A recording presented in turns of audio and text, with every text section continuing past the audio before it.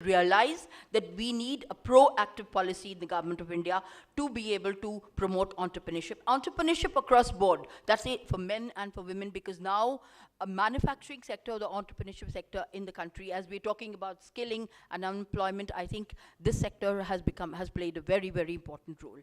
So can we now, I would ask also the panelists to stress on very two important issues of how, of course, how their journey has been, but how do they see entrepreneurship in the coming years, and how, if there is one takeaway which we can, me being on the policy board of the MSME, how we could have one important fact which they, as their experience, which we can take it in the policy, in the 12th plan maybe, so that we can promote more entrepreneurs. The other thing which we are saying is, like, I'm talking about financial inclusion. We are going round into the deep countries, depth of the countries, into the rural areas with tribal women, and we see that financial inclusion is missing. Although we say the SHG formation or the self-help group formation is what we're doing. So they have the thrift and savings, but the money is not coming on time, or the adequate credit is not coming on time. This, everybody would agree with us. So what is the kind of mechanism we could have where financial inclusion, where every woman or every person is be able to bank easily with the banks? The third point I want to say is about technology. Technology and women play a very important role. We have to go high tech. We must be able to use ICT for all our communication and also to interplay with all our manufacturing processes. Why should we be very, use those hazardous methods which were old and traditional? But the opposite of that is what we are trying to do is protect, preserve, and also provide them a platform of market for traditional crafts of India. So we are using the intellectual property right tools. I think you all know about what IPR is. It's a very, very important tool which you need for now promoting entrepreneurship, and use it for a market tool as well. So we are using GIs. Geographical indications are where all the rural entrepreneurs are working in mega clusters, and we're trying to protect them and also promote them through the GI certifications internationally. So these are the kind of little IPR tools. You must study what they are: the trademark, the patent, the copyright. These are all industrial designs. These are very important for your innovations, for your creativity, and to protect your ideas. The moment you have an idea in mind, please go and register before somebody else copies that. And a lot of entrepreneurs are just buying ideas and little innovations and then making good money out of it. So I would stop here because there's a lot more to talk about, but I would like to introduce my eminent panelists. We have Sakshi. I would ask, maybe would you like to introduce yourself? That would be much better because you would be able to. And we have Leher Sethi. So please, round of applause for the two eminent panelists, and we can take off from there. Thank you. You want to start with me?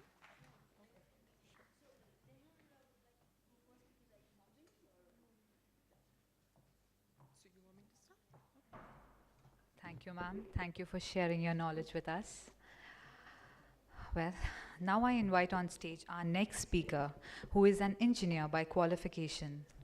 She has worked with many multinational firms, but she left in order to pursue something more interesting, something challenging.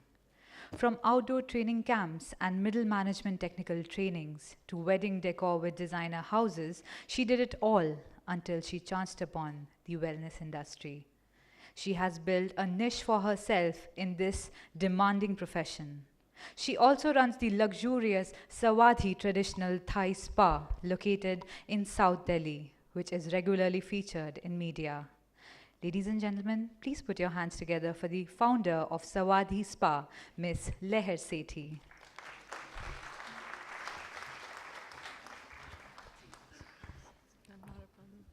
Hi, good afternoon, everyone.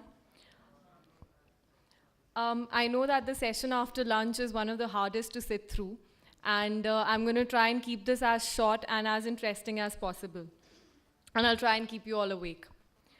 So I'd like to share a little bit about my life's journey here today. And I'd like to talk about how I came to be doing what I'm now doing. Uh, it somehow feels like as if entrepreneurs are everybody's favorite heroes these days. You know, politicians, they want to clone them. Popular television programs like The Apprentice lionize them. School textbooks talk about them. And people like us are, today gathered here to discuss them. So I happen to come from an army background. And as a little girl, I always wanted to follow in my father's footsteps. In fact, I didn't even know of all the other occupational options that were out there. And while growing up, all the glory was either being accorded to the profession of a doctor or an engineer. And it was so deep-rooted that every parent wanted their child to either be a doctor or an engineer. I don't know if it's still the case, but this is how it was back when I was in school. If you scored more than a certain percentage, you took up science in class 11. There was absolutely no doubt about it. If you took arts, then you were considered either unintelligent or not so smart. So I'm sorry if I'm hurting the sentiments of anybody out here, but I'm only stating how it was, how the scenario was back when I was in school. And like all the others around me, I ended up opting for science as well. I struggled with mathematics. I'm so thankful for calculators today. And chemistry was a mystery to me most of the times. I could not understand the logic behind the periodic table without understanding what it mostly stood for.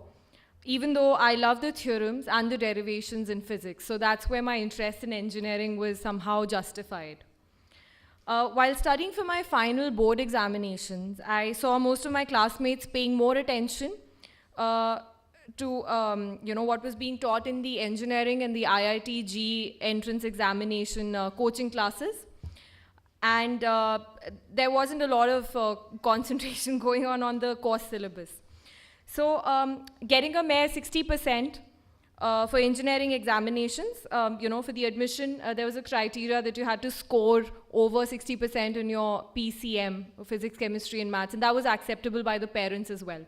So the focus was not really on your academic studies, it was elsewhere. And I used to find this concept rather strange and unacceptable, but I still opted for it while awaiting my board results in order to prepare for my engineering entrance exams like everybody else. So it wasn't even a conscious decision. It was just what was bound to happen, like a natural transition. And now that I think back to it, I wish that I'd pursued my own interests rather than joining the rat race. I'd started dabbling a little bit in modeling, and I'd even been offered a local Punjabi video, all of which I left because it had started to interfere with my studies. Eventually, I managed to get admission in a really good engineering college, and somehow I spent the next 4 years of my life struggling with engineering drawing, electrical machines, power electronics, and a cultural shock. I hope it doesn't sound like I'm dictating my CV here, but this is how my journey so far has been pretty much. This was my first step outside the confines of a very guarded and secured army life into the real world. 4 years later, I graduated as an electrical engineer with specialization in software and with a job in Wipro Technologies. I had done my internship from BTPS, which is the Badarpur Thermal Power Station in Delhi, under the National Thermal Power Corporation. And I was sure by then that I did not want to spend the rest of my life surrounded by coal and dust. So, after joining a large IT firm like Wipro, I realized that besides setting my fundamentals, there was not much else that I had learned while studying engineering that was leading in the direction of what I wanted to achieve. I had to relearn a lot of things during my initial training at work, and it felt as if I had just done another crash course in IT and hardware engineering. Even though I was doing fairly well in my job, that internal satisfaction of achievement was what was missing. So I'd like to quote my favorite Calvin quote here. I don't know how many of you know about Calvin and Hobbes. Do you guys know about Calvin and Hobbes? Yeah? Okay, great. So it's not very often that people quote from Calvin and Hobbes, but I think there's some very profound life lessons, to pick from there. So, Calvin says that everybody seeks happiness, but not me. That's the difference between me and the rest of the world. Happiness isn't good enough for me. I demand euphoria. So, but even though I wasn't demanding euphoria, I was striving to do so much more in life. And when one isn't satisfied in life, one does not strive, one strives to get something more. And once you're satisfied, I think that urge to achieve more gets lost somewhere. So there is no drive and there's no real urgency to succeed once you're satisfied. And it was this very urge to do something more, to do something that was interesting, to do something that I could look forward to, that made me quit my cushy job. My family and my friends were aghast. They could not understand what made me take this decision because they'd never felt this way.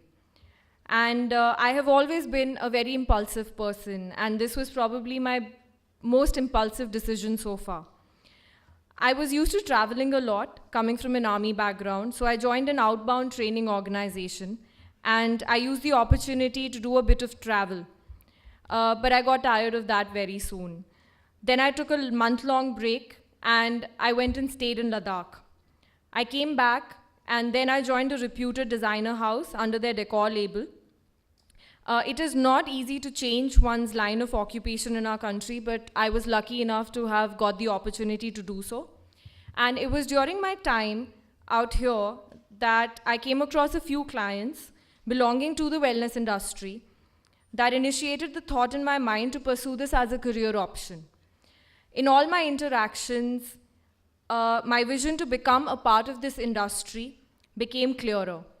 On doing some research, I gathered that the wellness industry was just mushrooming in India at the time. And it was the right time to kind of venture into it. And now it's been 4 years since I've been doing this, and I feel a very integral part, and I get a sense of achievement for whatever I have been able to contribute to the field. I know that all you aspiring management graduates out here must have heard many motivational speeches from now successful entrepreneurs.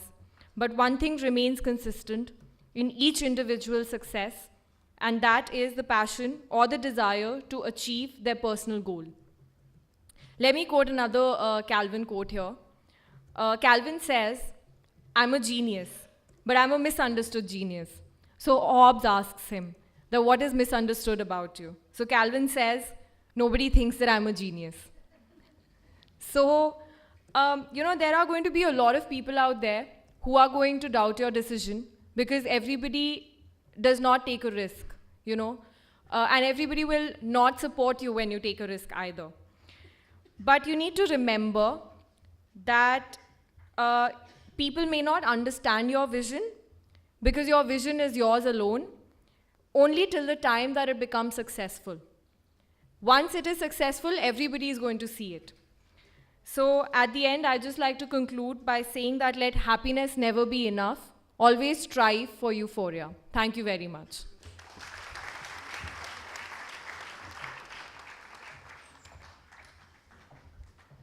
Thank you so much, ma'am. Well, our next speaker. She joined Cars on Rent in the year 2007. Since then, she has created an atmosphere of youthfulness, encouraging everyone to think differently in the organization. This dynamic honko is the main driving force in the success of Easy Cabs and repositioning of Cars on Rent brands. She completed her academic tenure from various premier institutes of India, IIM Ahmedabad and SB Jain, to name a few. Under her able